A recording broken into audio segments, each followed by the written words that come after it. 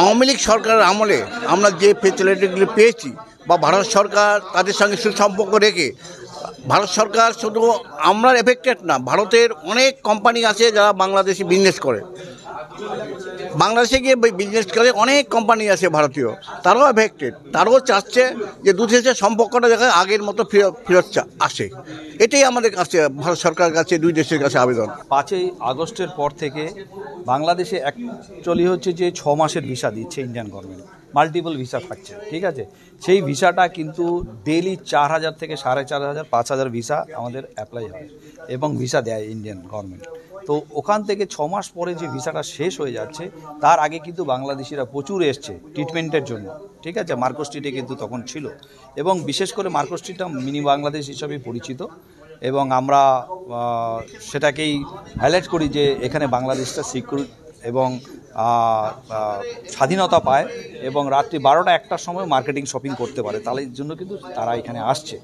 তো এখন যে সিচুয়েশানটা রয়েছে, এখন আপনার পার্সেন্টেজ প্রচুর কম, কেননা যেখানে 80% 90% আমাদের অকুপেন্সি থাকতো, এখন আপনার সেটা 40% থেকেও কম হয়ে গেছে। কেননা এই কেন্দ্রটা, এই এরিয়াটা বেশিরভাগই বাংলাদেশিদের উপর ডিপেন্ডেন্ট করে বলেই এটা হয়েছে। শুনুন, আমাদের এই এরিয়াতে 120খানা হোটেল রয়েছে, তার এমপ্লয়ি রয়েছে প্রচুর, 4000 থেকে 4500 এমপ্লয়ি রয়েছে সবাই। আর নিউ মার্কেট, আমাদের পার্ক স্ট্রিট এরিয়া, আমাদের এখানে যারা গার্মেন্টস ব্যবসায়ী যারা রয়েছে, তাদের মিলে কিন্তু প্রচুর রয়েছে। আর একটা যেটা আমি আপনাকে সবচেয়ে বেশি বলছি, যে বর্ডারের ক্ষেত্রে আমাদের এখানে বাংলাদেশি বা বিদেশি ট্যুরিস্ট না এলেও কিন্তু আমরা এখানে কিছুটা সার্ভাইভ করতে পারছি। বাট বিশেষ করে বর্ডার এরিয়ায় কিন্তু এটা কিন্তু একটা অনেক প্রবলেম, এবং তারা কিন্তু পুরোটাই ডিপেন্ডেন্ট বাংলাদেশের উপরে। তো এখন যেটা রয়েছে যে কিছু ইন্ডিয়ান কাস্টমার আমাদের রয়েছে, কেননা নভেম্বর, ডিসেম্বর, জানুয়ারি, ফেব্রুয়ারি হচ্ছে পিক সিজন, এবং আমরা এখন 60% 40% থেকে 60% যাচ্ছি ইন্ডিয়ান গেস্ট রয়েছে। তো যদি ভবিষ্যতে সব ঠিকঠাক হয়ে থাকে, তাহলে আবার বাংলাদেশি আসবে, অলওয়েজ ওয়েলকাম। বাট আমাদের যেটা রেস্ট অফ ইন্ডিয়ান বিজনেস রয়েছে, সেটা দিয়ে আমরা চলব। যেমন আমার 2টো হোটেল রয়েছে, প্লাস আমার একটা রেস্টুরেন্ট রয়েছে, প্লাস বাস পরিবহন রয়েছে। মানে মোটামুটি আমি কি বলবো, কয়েক লক্ষ টাকা আমরা এখন বর্তমানে আমি লুজিংয়ে আছি। কিন্তু আমাদের কাউকে তার এখনো ওয়েট করছি আগামীতে কী হতে যাচ্ছে, কি আমরা কি আগামীতে বিজনেস করতে, আমাদের বিজনেসটা ঠিকমতো চলবে কি চলবে না, নাহলে আমাদের বিজনেসটা অন্য দিকে টার্ন নিতে হবে। কারণ এমপ্লয় তো তাহলে এমপ্লয় কমাতে হবে, কারণ বিজনেস যখন কমে গেছে, এমপ্লয় সেরকম রাখতে হবে।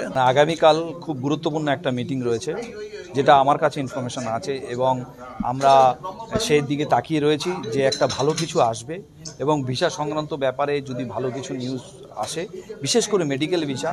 কেননা মেডিকেল ভিসার জন্য বাংলাদেশি যা আমাদের পার্সোনাল অনেক গেস্ট থাকে, তারা কিন্তু এখন খুবই বিপদে রয়েছে, এবং পার্টিকুলার তাদের একটা ট্রিটমেন্ট থাকে, যারা ক্যান্সার পেশেন্ট, যারা আপনার খুবই একটা ভয়াবহ রোগের মধ্যে চিকিৎসা করার জন্য এখানে আসে, তারা কিন্তু খুবই প্রবলেমে পড়েছে। কেননা ওষুধ যে পুরো মেডিসিনটাও কিন্তু আমাদের কলকাতা থেকে যায়, তাদের সারা বছরের মেডিসিন, অনেকের মেডিসিনের ফুরিয়ে গেছে।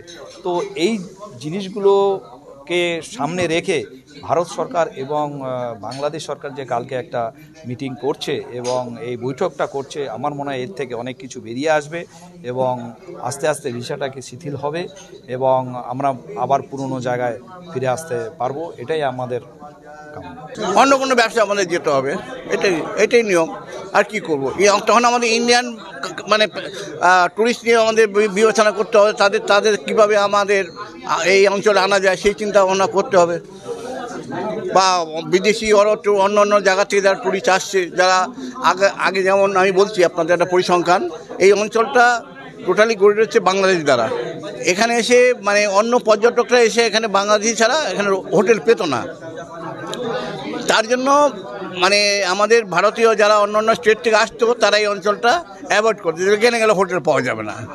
এই জন্য এখন তারা যাতে আমাদের ফেরত পাই, সেই চেষ্টা আমাদের। হ্যাঁ, মোটামুটি ফাঁকা, পুরো ফাঁকা। যেমন আমার মোটামুটি 28টা রুম রয়েছে, হ্যাঁ, সেখানে 2জন মাত্র গেস্ট আছে।